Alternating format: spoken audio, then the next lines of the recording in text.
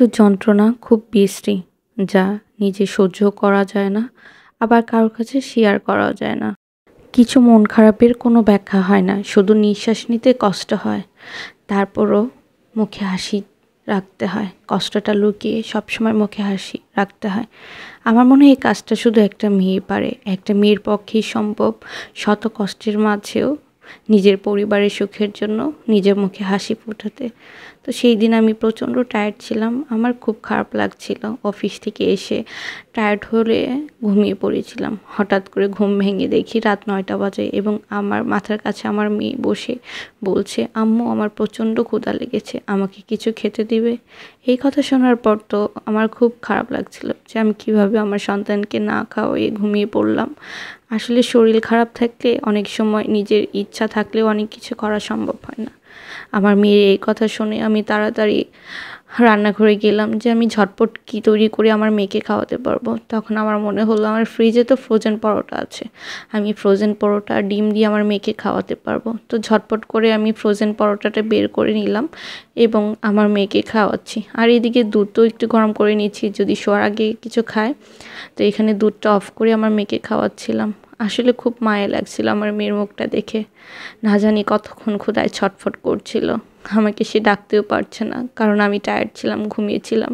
নাকি হয়তো বা ডেকেছে, আমি শুনতে পারিনি। সব মিলিয়ে যখন চিন্তা করছিলাম, বুকের ভিতরটা হা হা করে উঠছিল যে কীভাবে আমি আমার সন্তানকে না খাওয়াই রাখি। আসলে কিছু কিছু পরিস্থিতি এমন হয় যে তখন আসলে কিছু করার থাকে না। যেমন আমার মেয়েকে আমি ছাড়া খাওয়ানোর কেউ ছিল না বাসায়। আর আমি যেহেতু একটু অসুস্থ, সিক, তারপর অফিস করি, তো সবসময় একটু টায়ার্ড থাকি। এই কারণে আমার মেয়েকে হয়তো বা সেইভাবে প্রপার যত্ন নিতে পারছি না। যখন এটা চিন্তা করি তখন আরও অনেক খারাপ লাগে, কিন্তু কিছু করার নেই। তারপর রাত্রে আমাদের জন্য খাবার তৈরি করছিলাম। তারপরে এটা পরের দিনের ভিডিও। তো আমার মেয়ে আমার কাছে বায়না ধরেছিল যে আম্মু পাস্তা খাবো।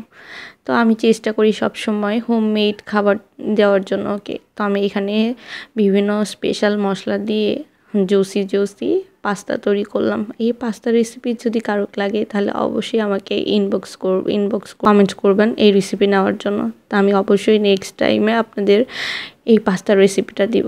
তো সবাই ভালো থাকবেন, আমার মেয়ের জন্য, আমার সন্তানের জন্য, আমার পরিবারের সবার জন্য দোয়া করবেন। আর এই তো আমি বসে বসে এখন পাস্তা খাচ্ছিলাম। জানি না কেন যেন এই খাবারগুলো খুব ভালো লাগে, পাস্তা, ফুচকা, বিভিন্ন স্ট্রিট ফুড। জানি যে আমাদের শরীরের জন্য খারাপ, তবুও চেষ্টা করি বাসায় তৈরি করার জন্য, যাতে একটু হলেও ভিতরে পুষ্টিগুণ থাকে বা কোনো প্রবলেম না হয়। তো আমি পাস্তার ভিতরে অনেক সময় দেখা যায় চিকেন দেই, কিন্তু আমার মেয়ে চিকেন দিয়ে খেতে পছন্দ করে না। ও স্বাভাবিকভাবে নর্মাল নুডলস যেভাবে করে ডিম দিয়ে, তো ডিম দিয়ে পছন্দ করে। এই জন্য আমি চেষ্টা করি একটু বেশি পরিমাণে ডিম দেওয়ার জন্য। আর ওইখানে সেই দিন তো চিজও দিয়েছিলাম, তো চিজটাও ছিল, সব মিলিয়ে একটু হেলদিও ছিল। তো আমি এখানে বসে বসে পাস্তা খাচ্ছিলাম আর আমার মেয়ের সাথে অনেক গল্প করছিলাম, আদর করছিলাম। খুব মায়া লাগছিল আমার মেয়ের মুখটা দেখে। আমার এই ভিডিও কে কোথা থেকে দেখছেন অবশ্যই কমেন্টস করে জানাবেন। আল্লাহ হাফেজ।